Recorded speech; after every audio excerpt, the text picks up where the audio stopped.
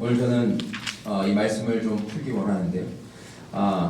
사실은 제가 어제 굉장히 큰 어려움에 봉착했었습니다. 말씀을 잘 준비하고 저녁 12시쯤에 이제 교회를 나서려고 했는데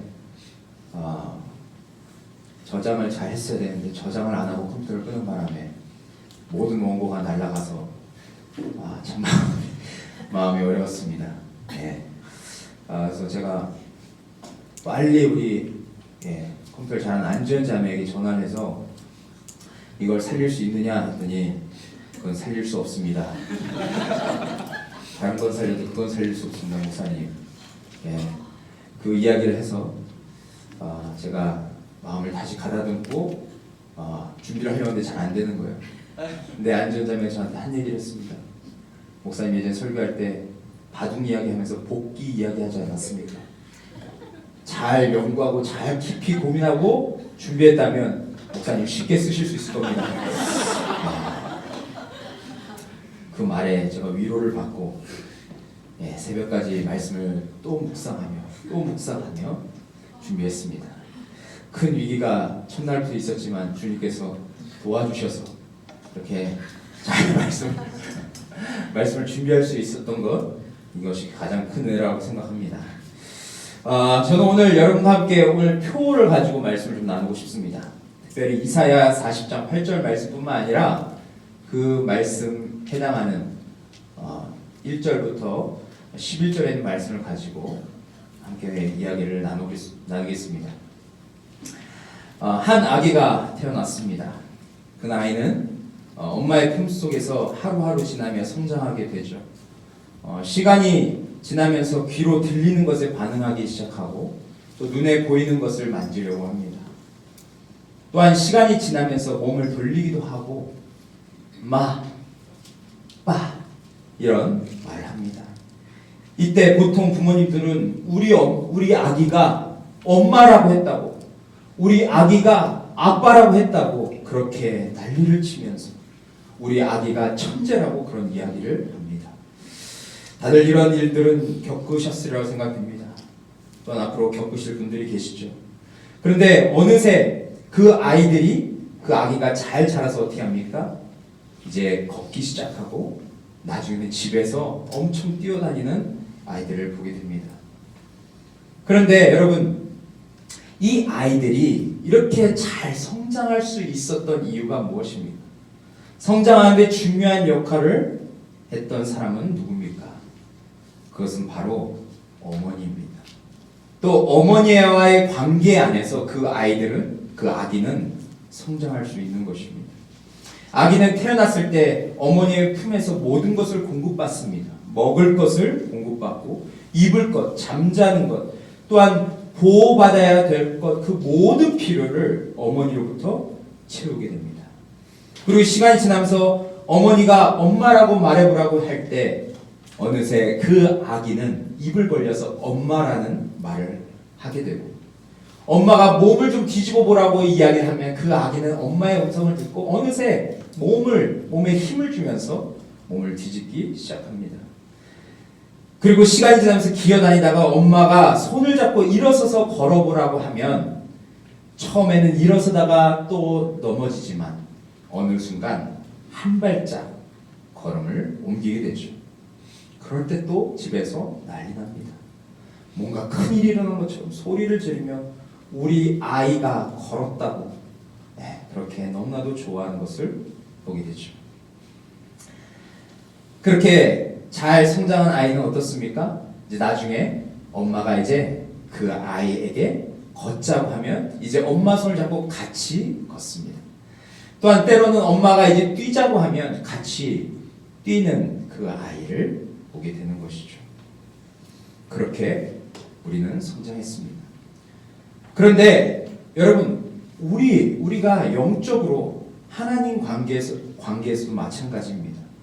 우리가 영적으로 하나님 안에서 성장하기 위해서는 너무나도 중요한 것은 무엇이냐면, 우리는 여러 가지 행동과 우리의 모습과 결과를 중요시 여기지만 사실 가장 중요한 것은 하나님과의 관계임을 알 수 있습니다. 그분이 주시는 말씀을 먹고 그분의 사랑을 느끼며 그분의 보호 아래에서 우리는 자라갈 때 영적으로 아름답게 성장해 갈 수 있습니다. 그렇게 시간이 지나면 나중에는 어린아이가 어렸을 때 엄마가 보조를 맞추지만 나중에는 아기가 엄마에게 맞춰서 걷는 것처럼 우리도 하나님이 말씀하신 대로 보조를 맞추면서 살아갈 수 있게 되는 것입니다. 그리고 그분과 함께 걸으면서 그동안 경험해보지 못한 그런 축복들을 우리는 누릴 수 있게 되죠. 그래서 우리는 지금 그분을 알아가는 일에 집중해야 합니다. 더 나은 삶, 더 행복한 삶을 살기 위해서 그분이 말씀하시는 것을 깊이 이해하고 또 누리며 살아가야 하는 것이죠. 오늘 본문에 보시면 여러분 이 하나님, 우리의 하나님이 어떠한 분이신지를 소개하는 부분이 등장합니다. 오늘 40장 1절 보시면 이런 말로 시작합니다. 너희의 하나님이 이르시되 너희는 위로하라, 내 백성을 위로하라 라고 말씀하십니다. 지금 왜 하나님은 이렇게 말씀하셨을까요? 백성들이 위로를 받아야 하는 그런 상황 가운데 처해 있음을 우리는 짐작할 수 있습니다. 그럼 지금 이스라엘 백성들은 여러분 어떤 상황 가운데 처해 있습니까? 2절 보시면 너희는 예루살렘의 마음에 닿도록 말하며 그것에게 외치라. 그 노역의 때가 끝났고 그 죄악이 사함을 받았느니라 라고 말하고 있습니다. 지금 이스라엘 백성들은 하나님의 심판을 받아서 바벨론의 포로로 70년 동안 살았습니다. 하나님은 이스라엘 백성들이 하나님과 온전한 관계를 맺으며 살기를 원하셨는데 이스라엘 백성들이 어땠습니까? 하나님은 구약과 신약에서 계속적으로 일관되게 말씀하시는 것이 있습니다. 그것은 무엇이냐면 바로 나는 너희의 하나님이고 너희는 내 백성이라고 하는 말씀을 계속해서 처음부터 마지막까지 하나님은 말씀하십니다. 다시 말하면 하나님은 우리와 하나님과의 관계가 너무나도 중요하다는 것을 말씀하시고 계신 것이죠. 다시 말해서 죄로 인해서 하나님과 멀어졌던 인간이 하나님과 회복되기를 하나님이 간절히 원했다는 것을 알 수 있습니다. 그런데 죄인인 인간이 어떠겠습니까? 하나님을 등지고 우상 숭배하며 하나님 외, 하나님 말고 다른 것에 눈이 팔려서 정신이 팔려서 그것이 마치 하나님인 것처럼 그렇게 살아가는 인간들의 모습을 성경은 말하고 있습니다. 특별히 예레미야 말씀을 보시면 7장 23절부터 26절의 말씀을 우리 같이 한 목소리로 읽겠습니다. 시작. 오직 내가 이것을 그들에게 명하여 이르기를 내 목소리를 들으라. 그리하면 나는 너희 하나님이 되겠고 너희는 내 백성이 되리라. 너희는 내가 명령한 모든 길로 걸어가라. 그리하면 복을 받으리라 하였으나 그들이 순종하지 아니하며 귀를 기울이지 아니하고 자신들의 악한 마음의 꾀와 완악한 대로 행하여 그 등을 내게로 돌리고 그 얼굴을 향하여 아니하였으며 너희 조상들이 애굽 땅에서 나온 날부터 오늘까지 내가 내 종 선지자들을 너희에게 보내되 끊임없이 보내었으나 너희가 나에게 순종하지 아니하며 귀를 기울이지 아니하고 목을 굳게 하여 너희 조상들보다 여러분 지금 그들의 삶이 어땠는지 예레미야는 너무 자세하게 표현하고 있습니다. 그들은 끊임없이 하나님의 목소리에 귀를 기울이지 않고 목이 굳은 자였음을 말합니다.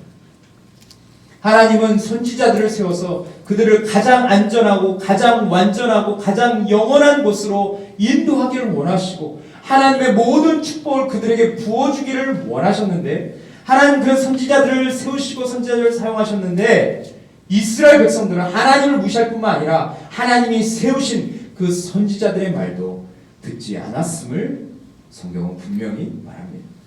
그래서 하나님은 사랑하는 이스라엘 백성들을 심판할 수밖에 없었습니다. 그래서 어떤 일이 벌어졌습니까? 사실 그들은 1년, 2년이 지났을 때까지만 해도 하나님이 우리를 도와주실 거예요.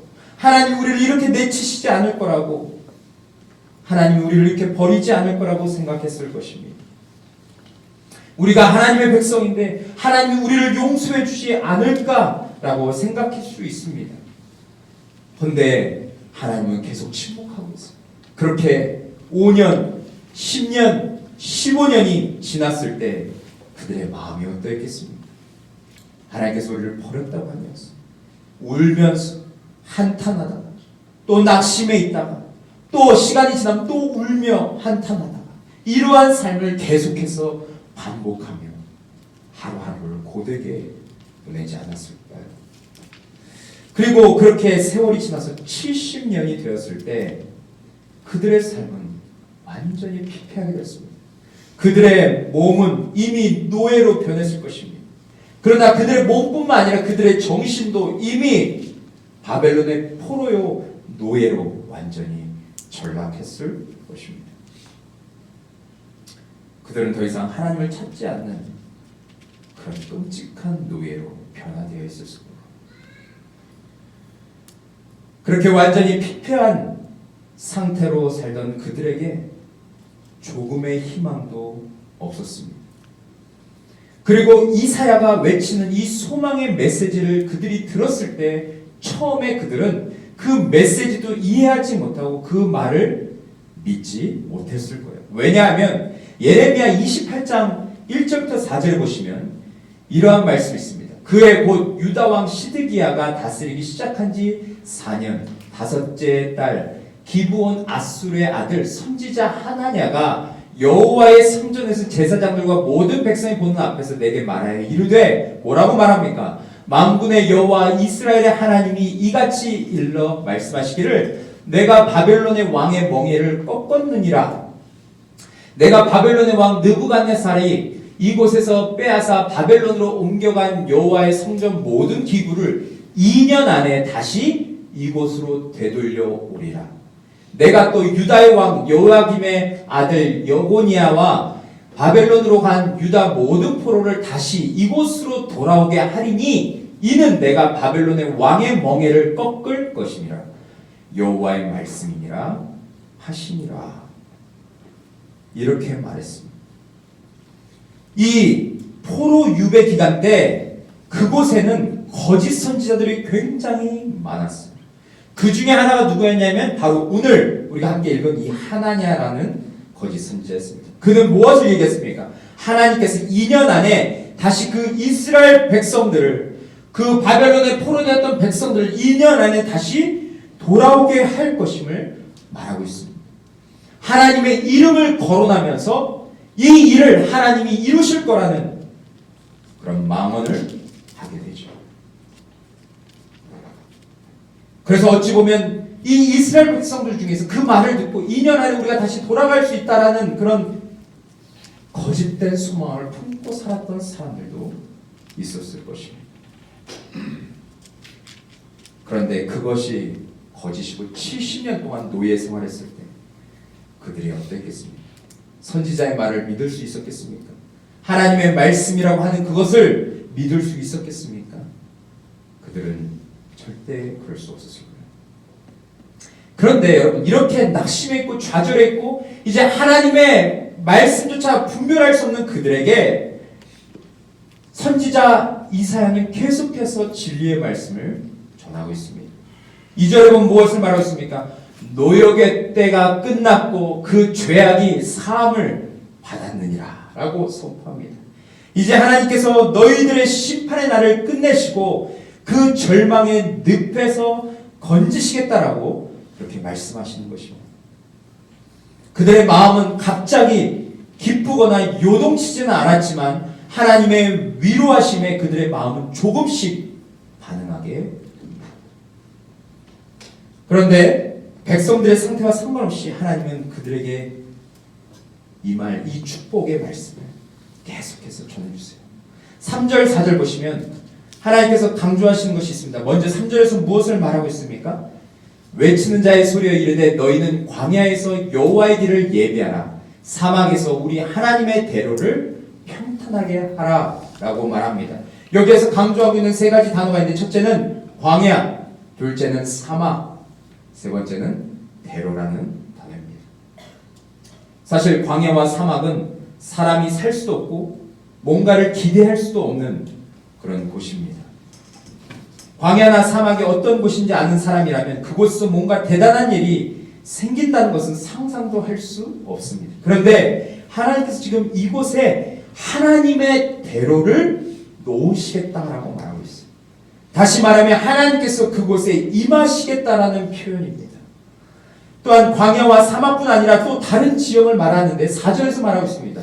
무엇을 말합니까? 우리 같이 한번 읽겠습니다. 시작. 골짜기마다 어두워지며 산마다 언덕마다 낮아지며 오르지 아니한 곳이 평탄하게 되며 험한 곳이 평지가 될 것이요. 여기서 지금 무엇을 말하고 있습니까? 골짜기, 산, 언덕, 고르지 않고 험한 곳이 무엇이 되겠다고 합니까? 평지가 되겠다라고 말합니다.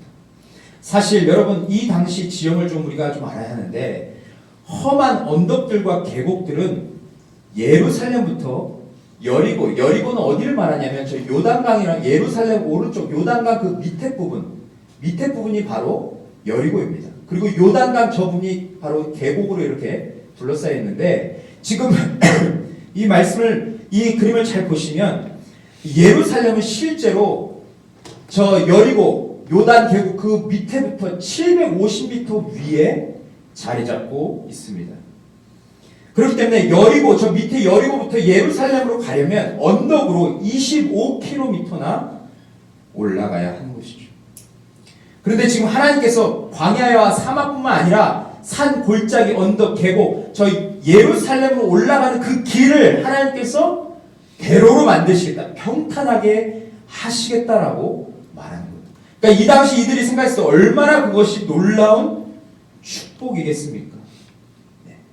그런데 이들이 하나님 말씀을 오해한 것은 무엇이냐면 하나님이 진짜 저 길을 닦겠다, 저 길을 평탄하게 해서 아스팔트를 깔겠다 그런 말이 아니라 그것은 무엇이냐면 저 길을 대로로 만들겠다고 하는 것은 이 땅에 진정한 왕이시고 우리의 구원자가 오셔서 그 모든 땅 가운데 그 놀라운 소식을 전해주겠다라고 하는 약속의 말씀인 것입니다.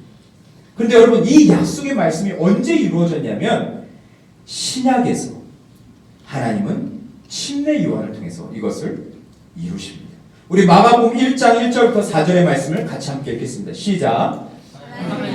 예수 그리스도의 복음의 시작이라. 선지자 이사야의 글에 보라, 내가 내 사자를 내 앞에 보내노니 그가 내 길을 준비하리라. 광야에 외치는 자의 소리가 있어있는데 너희는 주의 길을 준비하라. 그의 오실 길을 곧게 하라. 기록된 것과 같이 침례 요한이 광야에 이르러 죄 사함을 받게 하는 회개의 침례를 전하니. 아멘. 그렇습니다. 여기에 보시면 하나님의 아들의 예수 그리스도의 복음의 시작이라고 선포하고 하나님의 아들 예수님이 이 땅에 오셨음을 말하고 있습니다. 침례 요한은 이사야 말씀, 우리가 읽은 본문의 말씀을 이용하면서 3절에 광야에 외치는 소리가 있어 이르되 저희는 주의 길을 준비하라. 그의 오실 길을 곧게 하라. 기록된 것과 같이라고 말하면서 죄 사함을 받는 그 회개의 침례에 대해서 선포하고 있습니다. 이것은 구약에서 하나님의 대로를 통해서 오시는 분이 우리를 하나님의 나라로 인도하시는 메시아임을 드러내는 것입니다. 또한 그 나라에 들어가기 위해서는 반드시 회개의 침례라고 말했는데 회개와 믿음이 동반되어야 하나님 나라 안으로 들어갈 수 있음을 말하는 것이죠.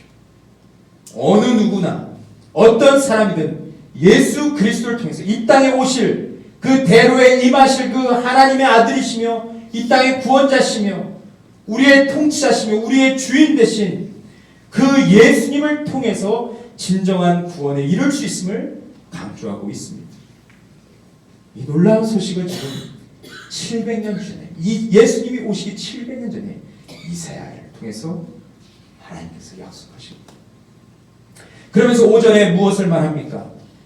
여호와의 영광이 나타나고 모든 육체가 그것을 함께 보리라. 이는 여호와의 입이 말씀하셨느니라. 그렇습니다. 이 이사야를 통해서 예언했던 그 메시아에 대한 예언은 반드시 일어나게 될 것이고 모든 육체가 그것을 볼 것임을 말하고 있습니다. 다시 말해서 하나님께서 이루신 참 구원을 이 땅 가운데 사는 모든 사람들이 경험하게 될 것을 말하는 것이죠. 그런데 어떻게 이것을 확신할 수 있습니까? 이 당시에 사는 그 바벨론의 포로였던 이스라엘 백성들이 어떻게 이 말씀을 확신할 수 있습니까?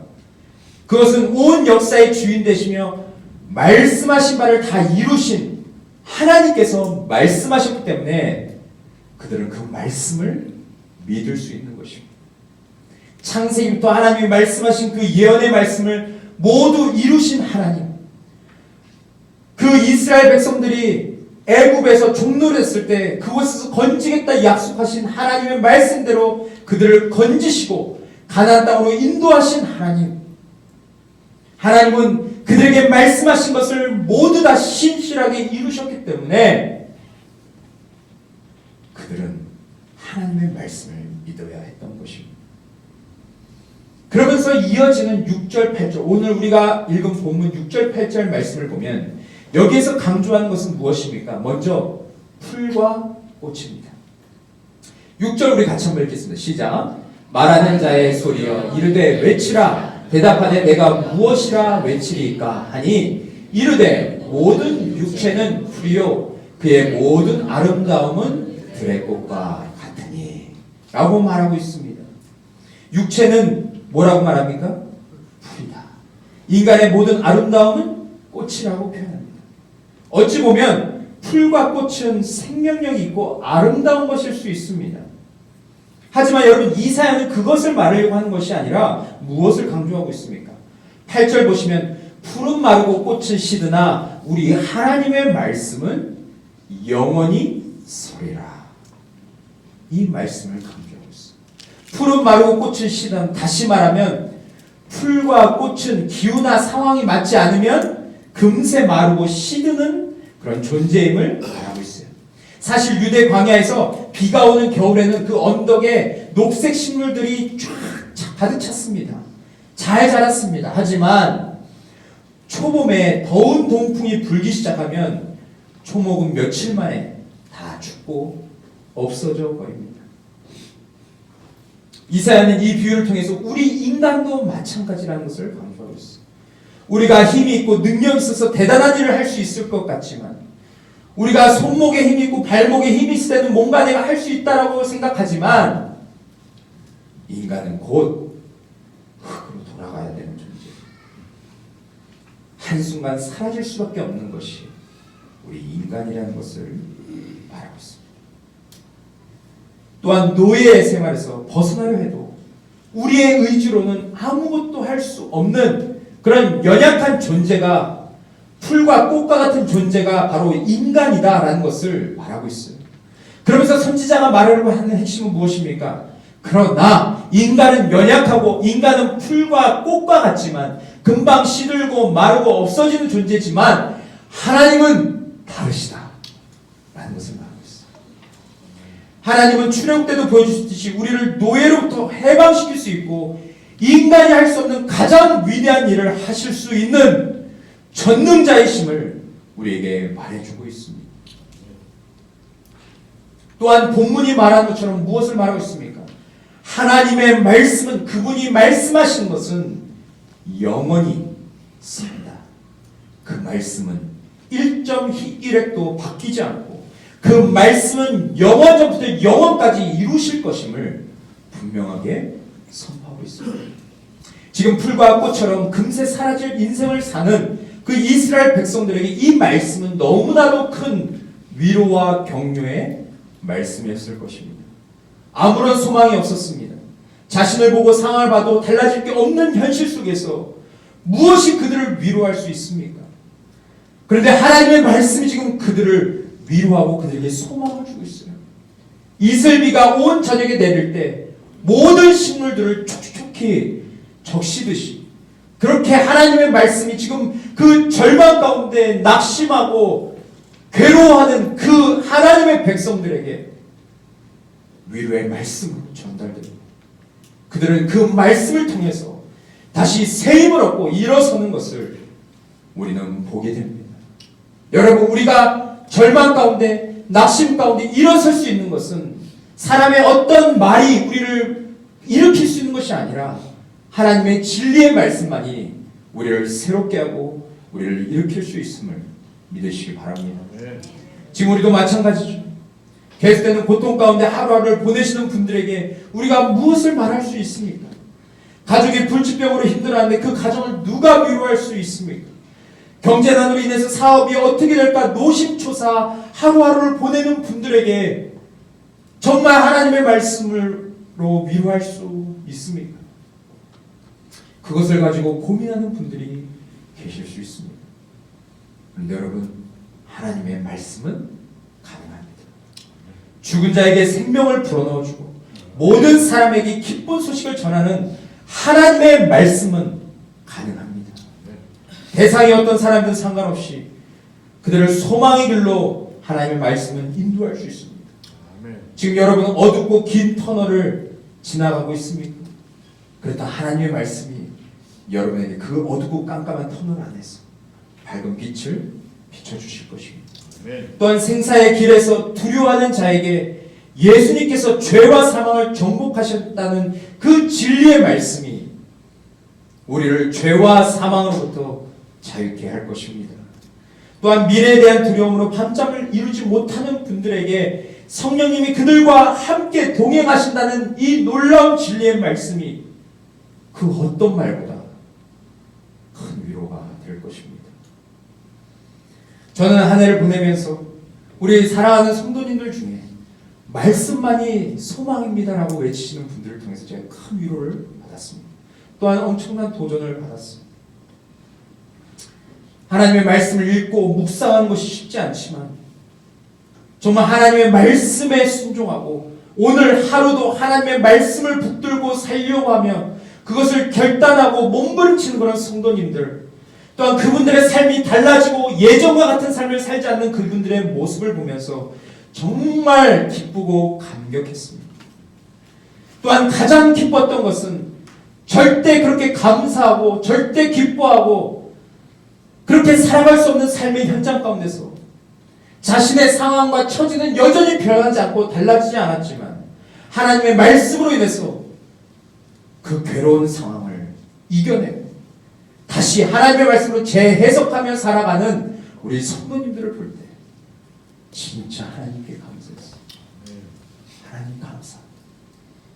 저것이 말씀의 힘이요 말씀의 능력임을 저 성도님들의 삶을 통해서 제게 보여주시니 또한 그 삶을 통해서 제게 도전해 주시니 하나님 감사합니다. 그런 고백을 제가 드렸습니다. 여러분, 그것이 어떤 성도에게만 해당하는 것이겠습니까? 아닙니다. 우리가 이 진리의 말씀, 이 생명의 말씀, 절대 변하지 않고 영원히 서는 이 말씀을 붙드는 자에게 그러한 동일한 역사가 있게 될 줄 믿습니다. 마지막으로 영원한 하나님의 말씀을 붙들며 사는 자에게 주시는 축복이 무엇입니까? 오늘 말씀 보시면 9절에 우리 같이 한번 읽겠습니다. 시작. 아름다운 소식을 시온에 전하는 자여 너는 높은 산에 오르라. 아름다운 소식을 예루살렘에 전하는 자여 너는 힘써 소리를 높이라. 두려워하지 말고 소리를 높여 유다의 성읍들에게 이르기를 너희의 하나님을 보라 하라 라고 말하고 있습니다. 여기 좋은 소식을 전하며 평화와 좋은 소식을 전하며라고 말하고 있는데 아름다운 소식을 시온에 전하는 자여라고 말하는 이 아름다운 소식은 나중에 52장 7절 보시면 이것을 언급하고 있습니다. 뭐라고 얘기하고 있냐면 좋은 소식을 전하며 평화를 공포하며 복된 좋은 소식을 가져오며 구원을 공포하며 시온을 향하여 이르기를 내 하나님이 통치하신다 하는 자의 산을 넘는 발이 어찌 그리 아름다운가 라고 표현하고 있습니다. 여기서 아름다운 소식은 무엇입니까? 그것은 좋은 소식과 구원을 가져오실 하나님이 이 땅을 통치하신다라는 것입니다. 다시 말해서 그 평화의 하나님, 우리를 구원하실 하나님이 이 땅에 오셔서 우리의 삶에 개입하시고 우리를 도우시고 우리를 인도하신다는 것, 이것이 우리가 들어야 할 좋은 소식이라고 말하고 있습니다. 또한 10절에도 같은 표현을 하고 있습니다. 보라, 주 여호와께서 장차 강한 자로 임하실 것이요 친히 그의 팔로 다스리실 것이라 라고 말하고 있어요. 여기서도 하나님께서 강한 자로 임하시고, 그렇죠? 또 어떻게 하겠다고 했습니까? 친히 다스리실 것을 선포하고 있습니다. 우리가 믿고 신뢰할 수 있는 그 전능자 하나님께서 우리를 다스리신다. 우리의 주인이 되어주셔서 우리를 옳은 길로 인도하시고 우리의 필요를 채워주시고 우리의 갈 길을 정해주시고 우리가 진리의 길을 선택하며 나아갈 수 있도록 그분이 도와주시겠다는 것입니다. 이보다 놀라운 소식이 있습니까? 그런데 여기서 그치지 않습니다. 11절 우리 같이 한번 읽겠습니다. 시작. 그는 목자같이 양떼를 먹이시며 어린 양을 그 팔로 모아 품에 안으시며 젖먹이는 것들을 온전히도 하신다. 아멘. 하나님이 어떤 분이라고 표현하고 있습니까? 그는 목자같이 양떼를 먹이시며 라고 말하고 있습니다. 또한 아이를 품고 아이에게 젖을 주고 아이를 보호하는 어머니처럼 어린 양을 그 팔로 모아 품에 안으시며 젖먹이는 암컷들을 인도하시겠다 라고 말씀하십니다. 여러분, 좋은 목자는 어떤 목자가 좋은 목자입니까? 양의 성격과 양의 문제와 아픔을 잘 아는 목자가 좋은 목자입니다. 그래서 부족한 부분들을 도와주고 몸에 문제가 있을 때 그것을 바로 치료해 주죠. 또한 양의 특성을 잘 알기 때문에 무리를 벗어나지 않도록 늘 지팡이로 그 양의 목을 잡고 그들을 무리 가운데로 인도하게 됩니다. 그런데 하나님께서 이런 목자가 되어서 우리를 세심하게 우리를 인도해 주시겠다라고 말하는 겁니다. 누구보다 우리를 잘 아시는 하나님께서 우리를 안전한 길로 인도하시겠다고 하시는 거예요. 여러분, 이것이 바로 지금 여러분과 제게 가장 위로가 되고 힘이 되는 메시지가 아니겠습니까? 저는 시편 23편을 좀 읽겠습니다. 우리 말씀을 성경이 있으신 분들은 시편 23편을 펴셔서 우리 같이 한번 한 목소리로 읽어보도록 하겠습니다. 시편 23편 우리 1절부터 6절에 있는 말씀입니다.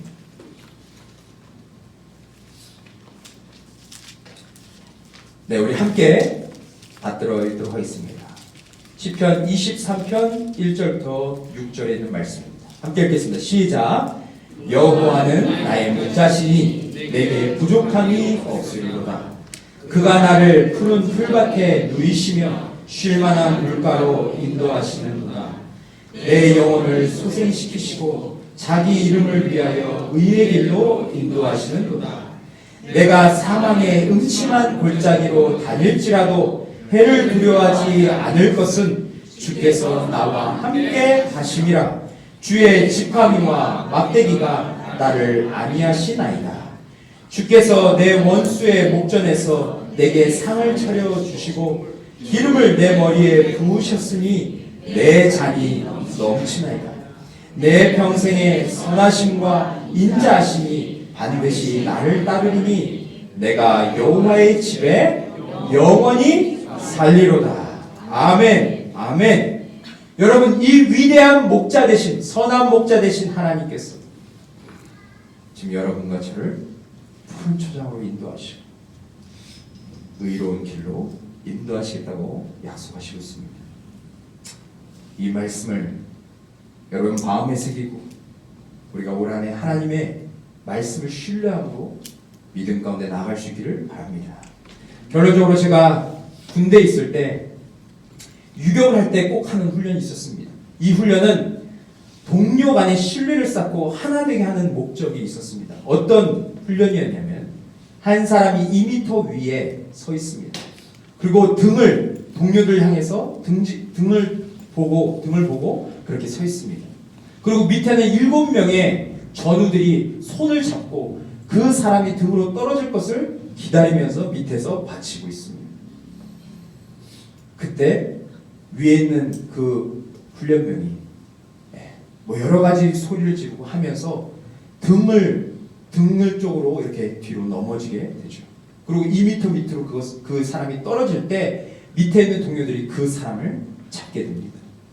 그런데 보통 이것이 다칠 일이 전혀 없는 훈련임에도 불구하고 그 떨어지는 것이 두려워서 이상하게 떨어지는 사람들이 있습니다.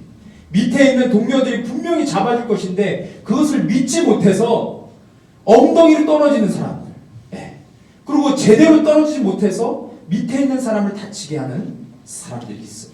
그런데 그 위에서 제대로 동료들을 신뢰하고 일자로 탁 넘어지 못해 있지 않습니까? 밑에 동료들이 그를 탁 받쳐줍니다.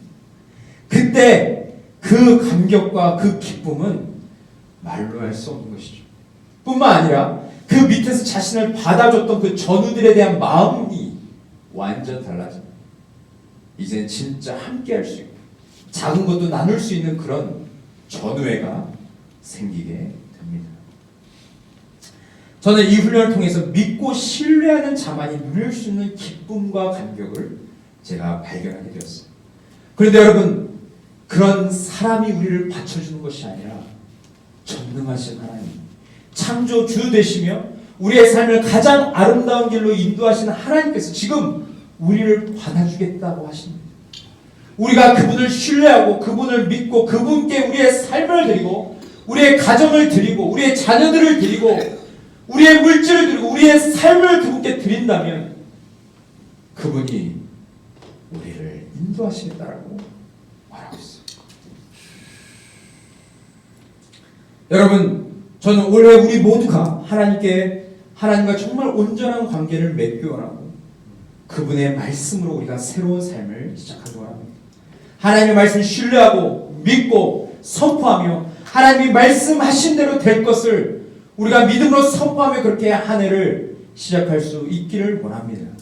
그래서 늘 하나님과 가까이 함으로 하나님의 마음을 알아서 이제는 하나님께서 걷자고 하실 때 하나님과 함께 걷고 하나님께서 이제 뛰자고 하실 때 하나님과 함께 뛸 수 있는 그런 그리스도인들이 되기를 원합니다. 저는 그래서 몇 가지를 좀 적용하기 원하는데 우선 하나님의 말씀을 가까이 하기 위해서 우리가 여러분에게 나눠드린 그 탁상 달력에 있는 성경 읽기표를 참고해서 우리가 올 한 해는 일독에 도전할 수 있기를 바랍니다. 작년에 우리 각 목장에서 영적 목표 1독이라고 적으신 분들이 대부분이었습니다. 근데 제가 정말 그것을 확인하고 싶습니다. 확인을 일일이 다 할 수 없지만 정말 확인하고 싶어요. 정말 1독을 하셨는지. 네, 괜찮습니다. 올해 새해가 시작됐습니다. 실패하셨던 분들도 다시 시작하시면 됩니다. 그래서 저희가 좋은 달력을 드리지 않았습니까? 거기에 보면 성경 읽기표가 있습니다. 그 성경 읽기표를 보시면서 하루에 그렇게 성경을 읽어 나가시는 여러분이 되시길 바랍니다.